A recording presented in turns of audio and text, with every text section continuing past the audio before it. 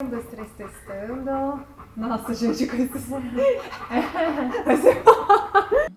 Olá, pessoal! Estamos aqui hoje num lugar muito especial, com uma pessoa muito especial. Estamos no Cão Resort com a Mônica Miller. Agora, o que Cão Resort tem a ver com desenvolvimento humano? O que tem a ver, Mônica? Então, na verdade, a relação com o cachorro diz muito sobre a gente, mas é uma relação em que a gente normalmente tem menos barreiras, né? Em que a gente acaba se aproximando mais do que a gente tem em essência, né? Do que a gente traz como ser em essência. Só que na vida social a gente acaba colocando algumas barreiras e tentando se adaptar e colocando alguns limites de demonstrar emoção. E com o cachorro, com os animais, a gente consegue fazer isso de forma mais fácil. Isso é muito legal. Parece que a gente não tem os sentimentos de, por exemplo, de vergonha ou de... Sim. Né, não posso ser eu mesmo. Com o cachorro a gente acaba, ou com um animal, né, no geral, a gente acaba se expressando de uma maneira mais verdadeira, mais autêntica. Sem medo de julgamento e sem aquela trava também de eu dou o que eu recebo. Então a gente não é livre, né? A gente fica mais duro, um relacionamento mais duro, assim. Numa relação de troca existe um condicionamento. Isso. Né? Então eu dou se eu receber. Isso. Com o cachorro, como ele espontaneamente já doa. Isso. E tem uma coisa de fraqueza, né? A gente relaciona muito amor e carinho numa relação que você pode estar mais fraco do que o outro, né? Então, eu acho que é isso que a gente fica esperando. Ah, não, eu recebo, então eu dou. Então, a pessoa me mandou uma mensagem, então eu mando também. Porque ela mandou, então você fica condicionado a só dar se você receber. E com o cachorro você não tem isso. Porque ele não vai falar pra você, olha que besta, olha o jeito que ele tá falando comigo. Nossa, ele tá super amarradão em mim. Então, que fácil que ele é. Então, não tem isso, né? Então, é uma relação mais fluida. E parece que hoje existem pessoas que estão mais conectadas aos animais do que aos próprios seres humanos. Sim. Por essa facilidade das relações com os animais, as pessoas acabam focando todo esse emocional nos animais, nos cachorros, e acaba até se distanciando, né, dos seres humanos. Então, mas isso também é um polo, né? Então, assim, você ficar num polo ou no outro não é muito bacana, porque para o desenvolvimento a gente precisa ter relações com seres como a gente, né? A gente precisa aprender a estar bem em ambientes com animais e em ambientes com seres humanos. A Mônica, além de ser a proprietária aqui do Cão Resort, ela também é terapeuta, trabalha tanto com animais quanto com seres humanos. Sim. Né? Então, com terapias do tipo floral, enfim. E a relação o que eu percebo, né? Como o nosso jeito, muitas vezes, é refletido no animal. Muito. Como o animal espelha características nossas. Às vezes dá até medo, né? Muito, assim. Esse é um ponto, quando a gente faz o levantamento para os cachorros do floral, a gente faz com radiestesia, né? É o método que a gente usa aqui. E a gente faz para o dono, então a gente sempre, na verdade, a gente sempre aconselha a fazer o tratamento dos dois. Porque o ambiente traz aqueles comportamentos, né? Então, o ambiente que o dono reside, então, sei lá, na casa, acaba afetando. Então, quando a gente puxa os florais, se não são todos iguais, existem muitas semelhanças. Olha que interessante. Então, talvez uma forma de começar a se perceber é perceber como é que está o seu cachorro. Ou o seu gato, enfim, o seu bicho, né? Como que... O seu bicho, né? Que eu acho que é um outro ponto também. Nós somos seres bichos. Sim. Seres humanos, bichos. Cada vez mais mentais, cada vez mais racionais. E nesse movimento a gente acaba também negando o nosso lado bicho, nosso lado instintivo. Não, isso é super importante, assim, tanto dele refletindo um hábito ou refletindo de repente, sei lá, uma ansiedade, refletindo um medo. Às vezes tem muito cachorro que tem medo também, ou muito reativo, né? Então, assim, são vários aspectos que a gente consegue se enxergar e são vários aspectos nossos que a gente nega. Então, assim, por isso que às vezes dói a gente passar um relatório para uma dona de um cachorro e ver que as essências batem. Porque a gente reconhecer na gente o que a gente tem como instinto também. A humanização deles, isso do corpo físico e do instinto, nos animais é super importante. Porque eles tiveram uma socialização, né, um convívio mais recente do que o nosso. Então, assim, eles têm ainda os instintos neles são mais vivos, né? Instintos físicos. E, assim, trazer um cachorro para uma casa em que ele não tem, de repente, espaço para correr, espaço para deixar o físico se expressar. Liberar pelo físico. Tem que liberar pelo físico. Isso é muito... faz muito mal para o cachorro. E, assim, o que acontece? Soma isso as emoções da casa e as emoções da família, enfim, que vem dessa humanização. Então, assim, você já tem uma chama do físico ali presa, né? Dos instintos, que ele não está caçando. O que ele faria? Se ele não fosse domesticado, ele ia procurar o próprio alimento, né? Ele ia ficar alerta na matilha. Esse físico, sim. Assim como nós também, assim como a gente. Então, assim, e a gente consegue, né, num certo grau, esvaziar isso pelo físico. Então, por exemplo, se eu tenho uma emoção e eu tô, sei lá, tô chateada com alguma coisa, eu vou correr, né? Eu tenho um gatilho, de repente, já sei, vou correr, vou fazer yoga, vou, sei lá, dançar, vou fazer alguma coisa com o corpo. Com o corpo, porque essa energia do emocional sai no físico. E os cachorros, eles têm muita energia no físico e não usam. Então, imagina a bomba que é. Pela humanização. Pela humanização. Tudo que a gente está humanizando, isso. Né, demais isso. E aí vem ainda, dessa bomba do físico que não usa, vem as emoções, que eles não teriam, né, dessa maneira, no ambiente deles... Mais primitivo. Então, assim, isso acaba virando... Então, assim, os cachorros começam, de repente, a se comer, a se mutilar.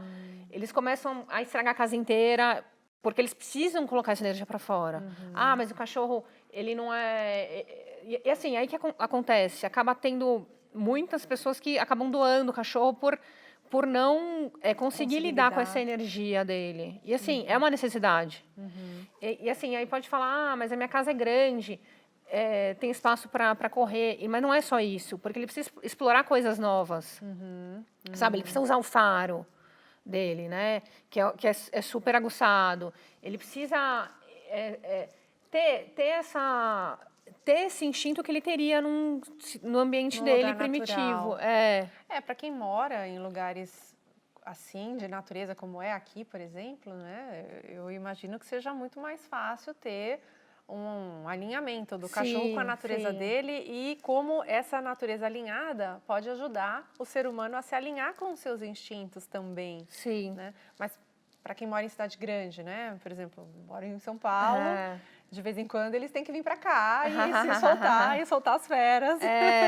Passeio, hoje tem vários dog walkers, assim, que é legal, porque ele consegue andar com outros, porque esse é um ponto também, a socialização dos cachorros é muito importante. Né? Então, assim, ele gastar energia, mas ele conseguir conviver com outros cachorros em harmonia. Porque, assim, na própria arquitetura da matilha, ele se encaixa lá, sabe? Então, é importante para ele. Da mesma maneira que para a gente é importante ter uma função social, para ele é importante ter uma função na matilha. E ele só consegue isso convivendo com os cachorros. O que acontece? Um cachorro que não convive, ele acaba ficando com muito medo. Isso faz muito mal para ele. Faz muito mal. Porque ele não consegue. Ele sai na rua, ele tem medo de cachorro. E assim, aí a gente fala, não, mas é que ele tem medo, e por isso que ele não convive. Não. É o contrário. Ao contrário. Tem que enfrentar. Da mesma maneira que a gente tem que enfrentar os nossos medos. Eu tenho medo de tal coisa. não vou fazer porque eu tenho medo. Não, você tem que... mas vai com medo mesmo, sabe? Aquele ditado. E tem que ir. Eles têm uma sociedade, sabe? Então, eles se organizam. E assim, a gente até comentou antes de quanto o cachorro preso ele fica mais agressivo, porque ele se sente menos potente e menos incluso, né? Então é como a gente, assim, a gente fica mais, a gente tem os gatilhos mais fortes quanto mais inseguro a gente está. Imagina também que de repente você fica muito tempo isolado, né? Para se ressocializar tem um tempo, tem um processo. Né? Isso é bem bacana, Carol, que você falou, assim. O que a gente vê também é essa não paciência com esse processo. Tanto nós, seres humanos, não temos muito essa paciência, a gente acha que é tudo...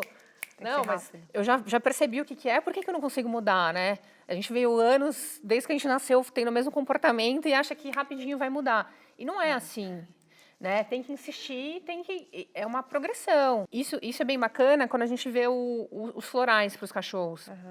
O que acontece? No humano, a gente passa no etérico, né, no emocional, e aí muda os nossos comportamentos, a gente muda.